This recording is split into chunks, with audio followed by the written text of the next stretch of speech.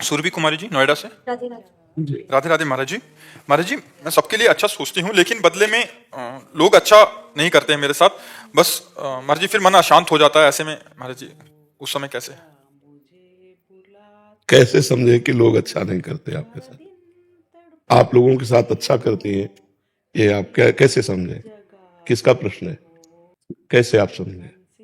आप क्या लोगों के साथ अच्छा करती हैं और क्या आप लोग बदले में आपको बुरा करते हैं? आप बताइए। कभी किसी ने कुछ सुझाव मांगा या फिर जितना मुझसे हो पाया किसी के लिए मैंने किया, लेकिन आपको उस समय सोचना है, जब किसी का परोपकार किया जाता है तो सोचा जाता है भगवान ने हमें जो ज्ञान दिया वो मैंने आपको दिया, भगवान ने हमारे पास जो वस्तु दी उससे मैंने आपका सहयोग किया। धन से, बुद्धि से, शरीर के द्वारा, इन्हीं के द्वारा परोपकार होता है, वो भगवान के द्वारा दी हुई। तो हमें बदले में थैंक यू लेना नहीं है कि हमने आपको कुछ सेवा की, बाद में आप हमें धन्यवाद कहें। ये परोपकार नहीं कहलाता, ये स्वार्थ कहलाता है। अब हम अच्छा किया, इसके बाद परिणाम में उससे हमें कुछ लेना नहीं। अब वो जो हमारे साथ बुरा बर्ताव कर रहा है वो हमारे कर्म की पवित्रता के लिए, हमारा कोई पूर्व कर्म है जो अपवित्र है, पाप कर्म, उसको पवित्र करने के लिए भगवान उसे निमित्त बनाकर कटु वचन या कटु चेष्टा करा रहे हैं। जो संत भाव में, अध्यात्म भाव में चलते हैं वो इस विचार से युक्त रहते हैं। कबीरा निंदक नेरे राखे, आंगन कुटी छवाए, बिना साबुन बिना पानी निर्मल करे शोभाए। तो हमें बुरा तो नहीं मानना चाहिए। हाँ, जैसे तुम्हारा स्त्री शरीर है, अब कोई शरीर की तरफ गंदी बात देखे तो कानून है, फिर उसे कानून के द्वारा सहायता लेकर दंडित करना चाहिए, उसमें क्षमा नहीं करना चाहिए।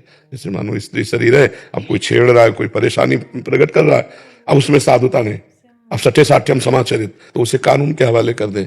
बहुत सुंदर सुंदर कानून बने हुए हैं बच्चियों, स्त्रियों, माताओं, बहनों की सुरक्षा के लिए। ऐसा ऐसे साधारण व्यवहार में यदि कोई ऐसा, तो फिर उसमें क्षमा कर देना चाहिए और ये सोचना चाहिए मेरे ही किसी अनुचित कर्म का मार्जन कराया जा रहा है, क्योंकि भगवान ईश्वर सबका विधान जो करता है वो अमंगल नहीं करता, वो मंगल भवन है, मंगल ही हो रहा है। यदि कोई हमारी निंदा कर रहा है, कोई अवहेलना कर रहा है, कोई तिरस्कार कर रहा है, तो हमारे पापों की सफाई हो रही है।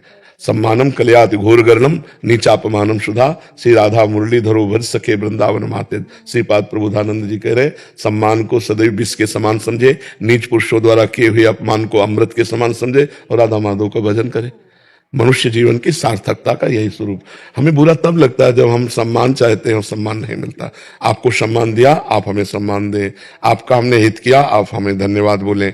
ये प्रायः मनुष्य के अहम की पुष्टता के लिए मांग होती रहती है और भगवान इसी का नाश करते रहते हैं। ताते करें कृपा निधि दूरी, सेवक पर ममता अति भूरी। तो आप भगवान की कृपा पात्र हैं। अगर कोई आपकी ऐसे अवहेलना करता है तो आप उसे सहो, अगर कोई सांसारिक भावना से छेड़ता है तो उसे कानून के हवाले करो, अपनी मस्ती में रहो। राधा राधा राधा नाम जप करती हो?